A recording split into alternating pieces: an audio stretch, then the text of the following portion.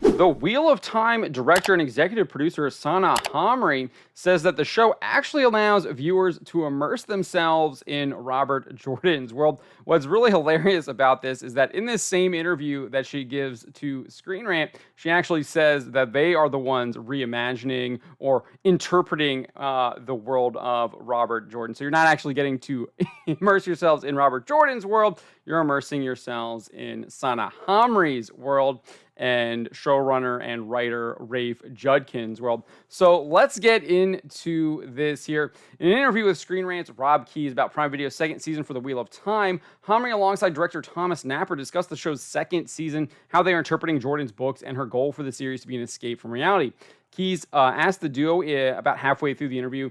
He says, in terms of picking and choosing and organizing which threads or elements from the books to bring in, by the end of season 2, are we sort of gone through books 1 through 3? Is that a fair sort of assessment? They don't really answer the question.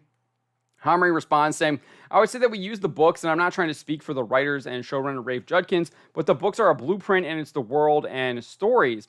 She goes on and says, art is about interpretation and having the freedom to interpret how we want to. So what does that even mean? That means like we're going to do our own thing and we don't really even care about Robert Jordan's Wheel of Time. We don't care about the plot points. We don't care about the themes. We don't care about the characterization. We really just care about the world and the stories, which I guess they can have some of those stories. I mean, I guess you have the Aes Sedai doing certain things, but they've completely changed a lot of the story that is actually from the Wheel of Time in the first season. Even in the first episode, if you even watch that, they have Perrin kill a wife that they give him. Utterly ridiculous. Why they do that, it really makes no sense whatsoever. But anyways, that's what she's saying. It's about how we want to. And she goes on and says, and that works for the characters, and that's what's so thrilling about taking such large works, such as, the 14 books of Jordan, and being able to have that as our playground. I think that is what's so special. Basically, we can ignore Robert Jordan and do what we want, because this is indeed what we want, and we were put in charge by Prime Video to do this, the hubris, right? This is very similar to the Lord of the Rings, Rings of Power people, where they're like, we're going to write the novel that Tolkien never wrote. No, because he actually did write it, and Jordan clearly wrote these novels, and you're just doing whatever you want to, and it's pretty much Wheel of Time in name only now. Like, they're not even following the story, especially in season 2, from what I understand. I would say the Wheel weaves, when asked if it would be possible to adapt Jordan's entire Wheel of Time story, Hamri replied, I would say the wheel weaves as the wheel wills, and that is our mantra, because right now it's about there's infinite possibilities in the universe, and Jordan's universe is infinite. However, we are focused on season 2. Again, this seems to be her hubris, her pride, her ego speaking here. There aren't infinite possibilities. It's what he wrote and then what Brandon Sanderson wrote based off of Jordan's extended notes to finish the last couple books. So it's not infinite possibilities. It's extremely finite. It's written out. It ends the way it ends. The characters take certain actions that they do. This idea that it's like somehow infinite possibilities is just utterly ridiculous. I think they're given too much leeway to kind of interpret that, this is just one spinning of the wheel and you can do all these other spinnings of the wheel. It's like, no, this is the spinning of the wheel that we want to see. There's a reason why this was so successful for Robert Jordan. But let's continue on here. Keyes would later ask in the interview, since season 1 came out, the streaming landscape has changed. There's more bigger serious takes on the genre. I felt like he was kind of insulting them there, which was hilarious.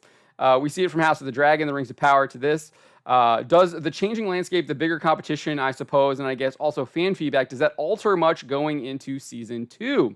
Napper answered first. He said, briefly, I would say I think it's just a really exciting time to be in the genre, to see the work that's being produced by other companies. It just adds to the kind of excitement of working on the show. It means that the bar is high and the expectation of the audience is high. But in truth, Robert Jordan is a universe all on his own, 5,400 named characters across the 14 books. This is not a small world, and our focus is truly on Wheel of Time and making these books come to life and these scripts come to life as best we can. I don't think you're doing a good job of that at all. I mean, when you're completely just railroading off of the book from the very first episode, it's really hard to say that with a straight face. He seemingly does do that, though.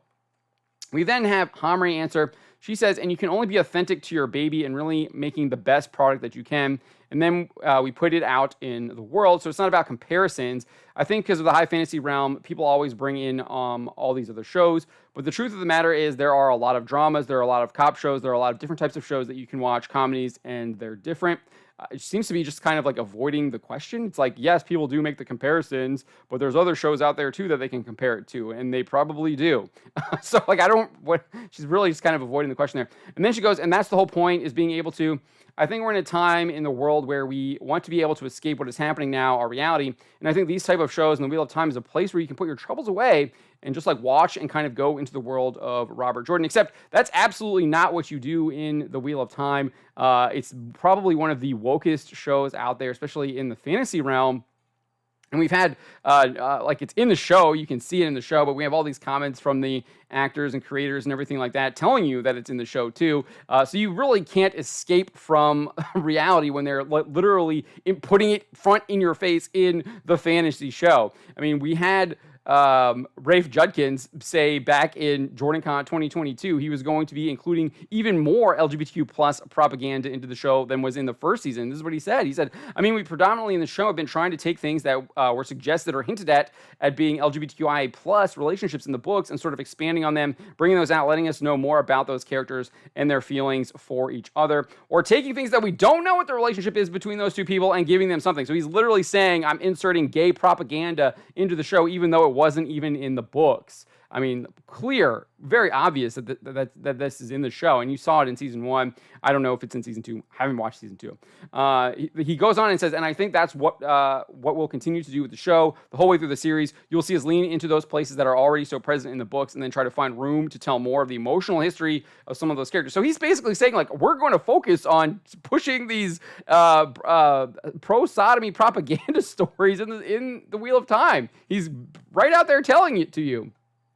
He goes on and says, and a lot of times that will include their relationships with people, be they of the same gender, a different one, or ungendered. I mean, total transgender propaganda, gender identity propaganda, just straight evil stuff here coming from this guy. And then you don't even you can look at another aspect of it too. You can look at the show's casting. It completely removes immersion for many book readers, especially given Jordan made it abundantly clear that the Two Rivers was a very homogenous village in his book, so much so that Rand stood out from them given his red hair and height. In contrast, Prime Video has chosen to race swap nearly all of the main characters aside from Matrim Cauthon, Moiraine Demodred Brand, and Elaine Trocken. Here you can see Perrin and Aviendha. They've done Min Farshaw.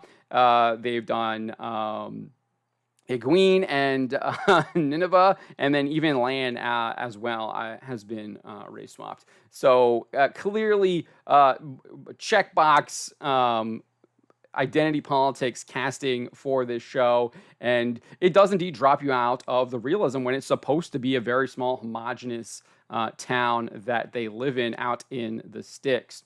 So on top of this, the series clearly has numerous other facets of woke ideology injected into it. The main example is the idea that the Dragon Reborn, which is clearly a man in Jordan's books, could be a woman in this quote-unquote adaptation. The show's first episode also removes the innocence of the characters and clearly promotes promiscuity by heavily implying that Rand and Egwene have sexual relations with each other, something that did not occur in the books. And it appears that viewers are not watching Wheel of Time to escape reality. In fact, they do not appear to be watching at all based on the latest Samba TV report. The outlet shared their weekly top streaming programs for the week of August 28th through September 3rd. Wheel of Time is nowhere to be found in the top 10. The first 3 episodes dropped on Prime Video for the second season on September 1st. You can see here it is not listed in that top 10. Obviously, this tweet only goes to top 7, but if I pull it out here and we look at it on Twitter, you can see here not in the top 10. Who is Aaron Carter? You are so not invited to my bat mitzvah. Ahsoka, Special Ops Line is One Piece, Live to 100. Only Murders in the Building, The Ultimatum, Marry or Move On, Love Again, and Painkiller Season 1 are the top 10. So it's not looking good for Wheel of Time because people aren't going to watch your show to escape reality because, again, you aren't really escaping reality. You're just being inundated by the message by watching the Wheel of Time, and clearly viewers are rejecting it. Subscribe for more.